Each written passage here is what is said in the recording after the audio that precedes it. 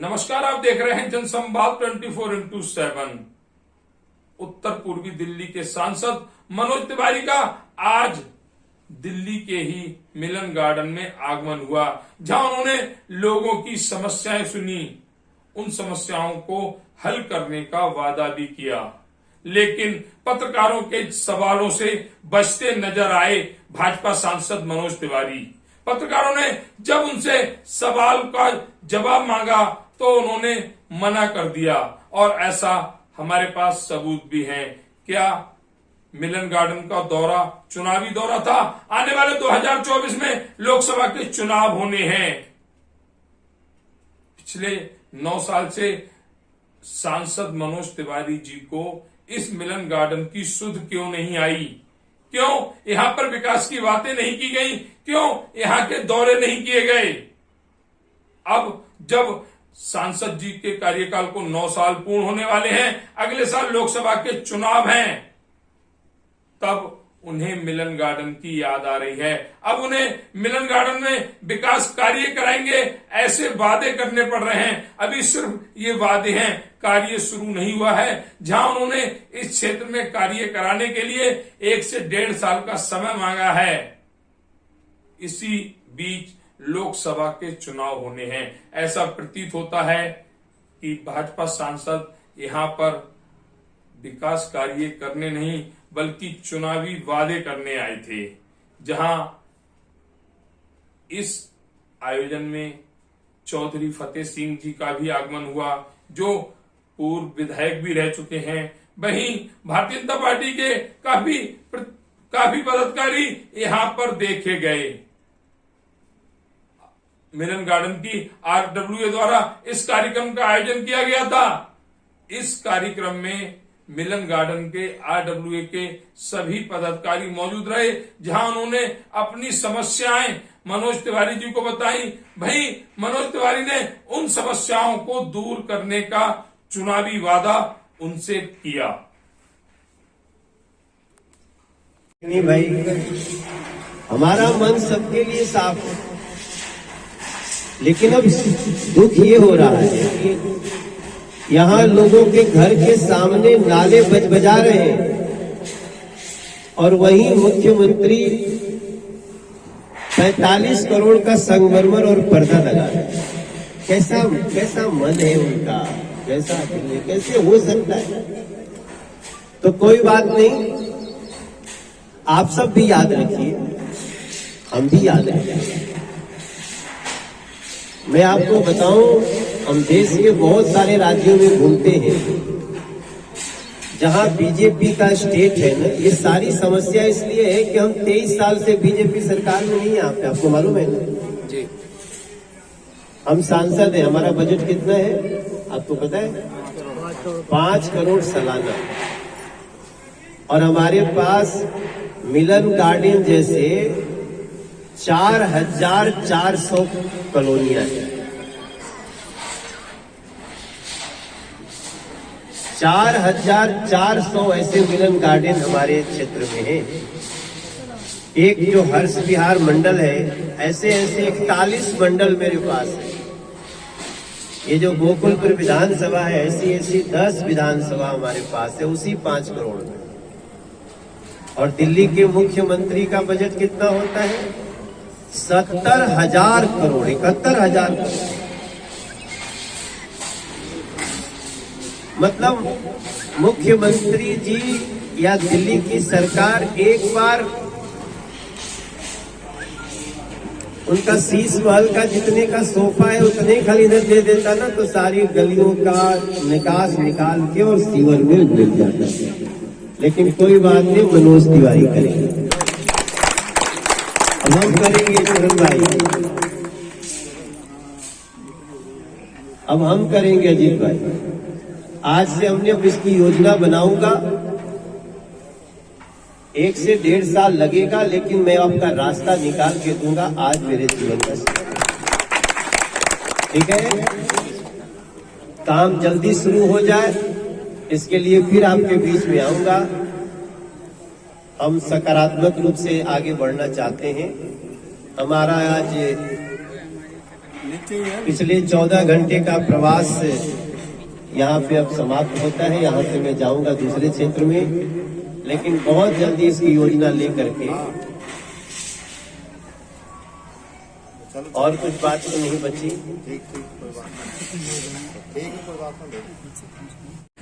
अभी हम आए हुए हैं नई दिल्ली के मंडोली क्षेत्र में। मंडोली क्षेत्र में ये मिलन गार्डन पड़ता है। मिलन गार्डन में आज गोकलपुर विधानसभा क्षेत्र मिलन गार्डन जो गोकलपुर विधानसभा क्षेत्र में आता है, यहाँ पर आज भारतीय जनता पार्टी के सांसद मनोज तिवारी का आगमन हुआ। यहाँ आकर उन्होंने लोगों की समस्याएं सुनी, लेकिन सवाल फिर वही है, आखिर भारतीय जनता पार्टी के नेता मीडिया से क्यों बचते हैं? आप एक मिनट साइड दे दो थोड़ा सा। अजय फोटो ले लें, इस पे रख के लिख दो। इधर आ जाइए।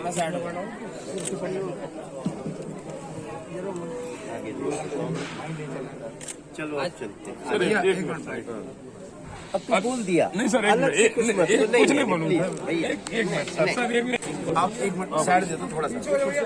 अजय फोटो ले लें, इस पे रख के लिख दो। इधर आ जाइए।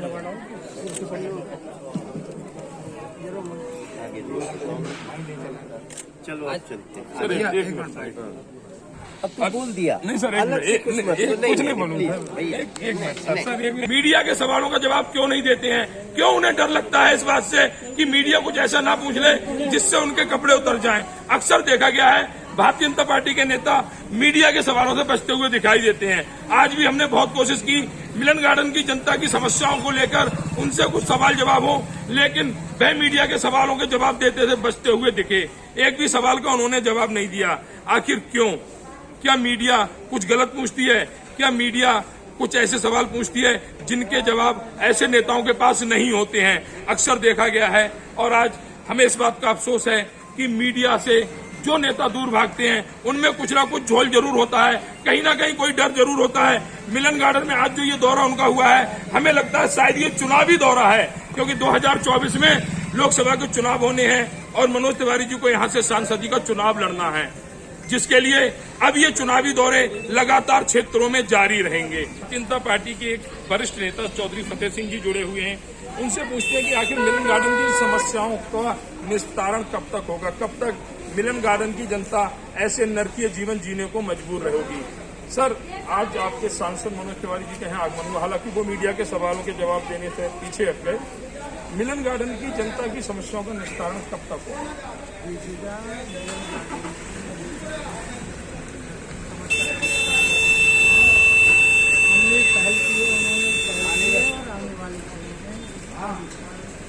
संभव है, लेकिन चीजें होती है राजनीति के जब राजनीति करण हो जाता है तो विवाद और जब विवाद जन्म लेते तो समस्या आज की तारीख में सवाल यही बार बार आता है और बंद किधर से देख ले आधा पानी पंप आउट हो जाएगा रिवर स्विमिंग होकर के, और आधा पानी पानी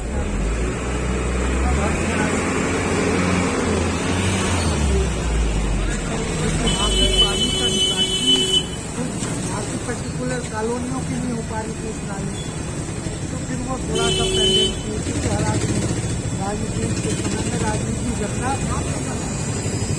इसकी वजह से वो अब जो यहाँ उन्होंने भी कई बार इस बात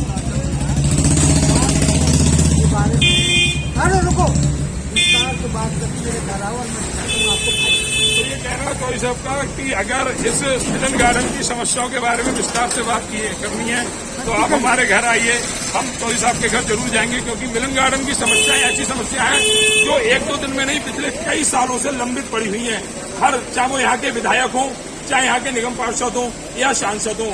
सांसद जी के यहाँ 9 साल से लंबित हैं, विधायक जी के यहाँ 5 साल लगभग होने जा रहे हैं, पर 8 साल।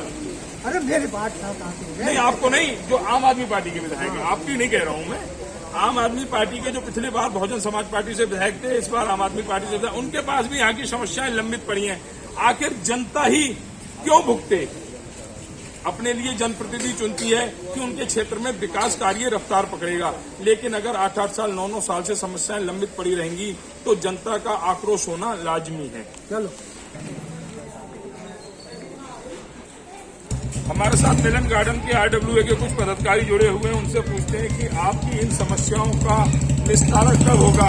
पूरी मेहनत के साथ ये कार्य कर रहे हैं। हर राजनीतिक दल के जनप्रतिनिधियों को यहाँ पर आमंत्रण दिया जा रहा है, जिला प्रशासन को यहाँ पर आमंत्रण दिया जा रहा है। यहाँ पर सभी लोग आ रहे हैं। अगर नहीं हो रहा है कुछ तो यहाँ की समस्याओं का निस्तारण नहीं हो रहा है। इस पर RWA के जो पदाधिकारी हमारे साथ जुड़े हुए वो क्या कहेंगे। मेरा नाम अजीत शर्मा है और मैं मिलन गार्डन RW का जनरल सेक्रेटरी हूँ। यहाँ पे हम बार बार जो है सभी नेताओं को बुलाते हैं, चाहे वो आम आदमी पार्टी से हों या BJP से हों या किसी अन्य दल से। हर बार सिर्फ विकास मुद्दा है। हम ये चाहते हैं किसी भी तरह यहाँ विकास हो। अब की बार हमने सांसद मनोज तिवारी जी को बुलाया, जो कि उनके सांसद काल का जो है 9वां साल पूरा हो रहा है। अब उन्होंने इसे कहा है कि मैं इसे अपने हाथ में ले रहा हूँ और इस काम को मैं 1 साल के अंदर अंदर पूरा कर दूंगा। हम सिर्फ उम्मीद रख सकते हैं, इससे आगे हमारे हाथ में और कुछ नहीं है। उन्होंने कहा था कि 1 से 1.5 साल में कार्य पूर्ण कर देंगे। 2024 में लोकसभा का चुनाव है। पार्टी मनोज तिवारी जी को टिकट दी हुई है या नहीं देती, वो पार्टी का अंदरूनी मामला है। इसी कारणवश यहाँ से जीतकर लोकसभा नहीं जा सकते हैं। मिलन गार्डन तो फिर भी अटक गया। सर वो तो बिल्कुल फिर तो ऐसा अटकेगा सर कि फिर ये अंधकार में हो जाएगा, क्योंकि जो स्थिति है वो दयनीय है। मैं मीडिया के माध्यम से और कहना चाहूँगा, मीडिया एक जो है ताकत होती है कि मीडिया भी हमारे लिए कुछ ऐसा करे जिससे कि मिलन गार्डन का विकास हो। क्योंकि नेताओं के पास तो जाते जाते हम थक चुके हैं, नेताओं के पास जाते जाते थक चुके हैं। लेकिन अब हम चाहते हैं कि मीडिया हमारे मिलन गार्डन की आवाज़ को उठाए। तो ये कहना है अजीत शर्मा जी का। साथ ही कुछ और बाबूजी खड़े हुए हैं। बाबूजी से कहूँगा जरा घर आ जाए छाया में। आप बाबूजी, आपका नाम क्या है। कहाँ रहते हैं? यहाँ पर मिलन गार्डन में कितने साल से रह रहे हैं। 18 साल से। 18 साल से कुछ ऐसी समस्याएं आपके क्षेत्र में हैं जहाँ नेता तो आते हैं लेकिन समस्याएं खत्म नहीं होती। इस पर क्या कहेंगे आप। समस्या भरपूर समस्या है यहाँ पर, और इस समस्या को आप ही देख रहे हैं और सभी लोग देख रहे हैं। आने जितने भी जो यहाँ पर है, धूल मिट्टी, धूल टूटी हुई, मुँह से कपड़ा बांध के यहाँ लोग रहते हैं।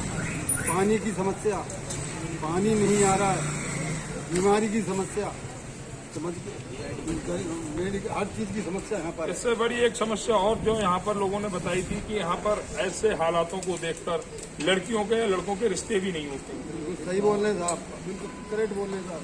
कोई बाहर का कोई रिश्तेदार आता है वो आने को तैयार नहीं है। तो इस पर, इस दुर्दशा पर यहाँ के नेताओं को क्या कहेंगे आप। हम तो नेताओं को बार बार उनके हाथ जोड़ के विनती ही कर सकते हैं साहब, विनती करते हैं हम तो कि आप साहब इसका सुधार करें, तो सुधार करें, लेकिन आसपास उनके निकल जाते हैं। तो ये कहना सिंह साहब का कि हम नेताओं से विनती कर सकते हैं।